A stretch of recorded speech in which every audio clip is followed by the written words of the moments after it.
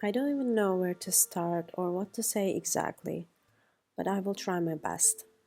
Some of you already know, and some of you might have noticed that I haven't been sharing anything for the past 2 months. There are several reasons for that, but mainly I was simply questioning myself. Questions like, do I want to continue making videos? Am I bored? Is this worth it? Why am I even doing this? What is the benefit for me? Do I enjoy it? Do I want to share my life with complete strangers? Am I going to regret this? Am I good enough to do this? Why have I done this in my second language? Was that a mistake? Is this channel a complete mistake? And etc.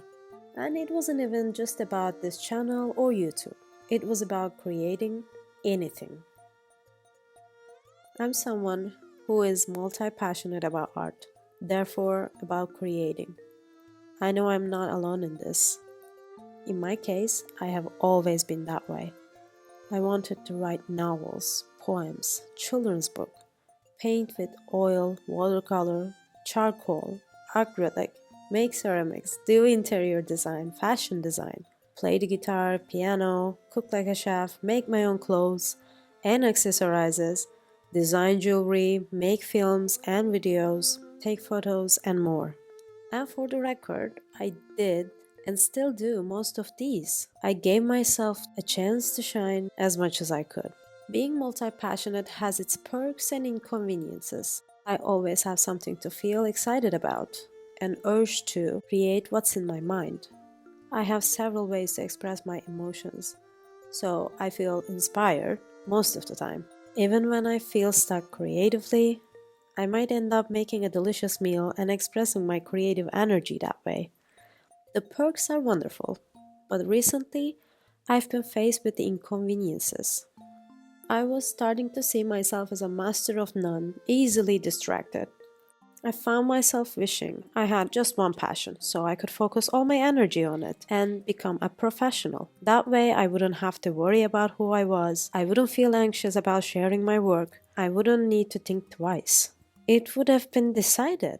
So I took a pause. The problem wasn't what I'm interested in or what I want. I realized I had so little compassion for myself. I tried to remember why I started YouTube in the first place. The reasons were simply having another space that I can create, enjoy filming and sharing my point of view. But then I set goals that were nothing but numbers. I began valuing my work according to those unrealistic goals and quickly concluded that I was a failure. But it was never about the success. It was about joy. I reached a point where I couldn't even see my purpose anymore. Everything became blurry, so the break was necessary. Before I took the break, I made a deal with myself. Since I realized compassion was the only thing that could help, I decided to focus on solely on that. I spent time with myself, with my loved ones. I talk with friends, family, and my therapist. I journal my thoughts and try to understand where they were coming from. And I did. I learned that I'm afraid to create and share because of the judgmental voice in my head. What if that voice would decide my work wasn't good enough, not worth sharing, not even worth the time I spend on it? And here comes the tragic but funny part. Who is this judgmental voice? It was a version of me, the one that had been taught unhealthy criticism and judgment. The current version of me often judges past versions of myself, keeps saying, you could have done a better job with what I create and share. So logically, future version of me can also judge what I'm doing right now, even though this is the best I can do and there's nothing more. I realize how unfair that is, and I allowed myself to see that the wisdom or talent I have now is because of my younger self. The person I used to judge is the one who gave me perspective and experience. If it weren't for her, I wouldn't have discovered my interests, developed my talents, or learned anything about myself. So, we made a peace with that voice because at the end of the day, it's only trying to protect me, but the method is wrong. I can take her advice when it comes to growth, but I also know that fear is not my friend, nor is it necessary. And now I'm not afraid to create or share because even if that voice returns, I can gently remind myself that I always do what I want and what I'm capable of. The process of creating is precious, like taking 25 years to complete a painting. At the end of the day, nothing is that serious. Everything is about the journey and having fun. It's been a year since I started filming and starting YouTube. It's been 20 years since I started journaling. It's been 25 years since I started painting. It's been 29 years since I started expressing myself. Lastly, I would like to share what have I learned from my journey and from amazing artists all around the world so far.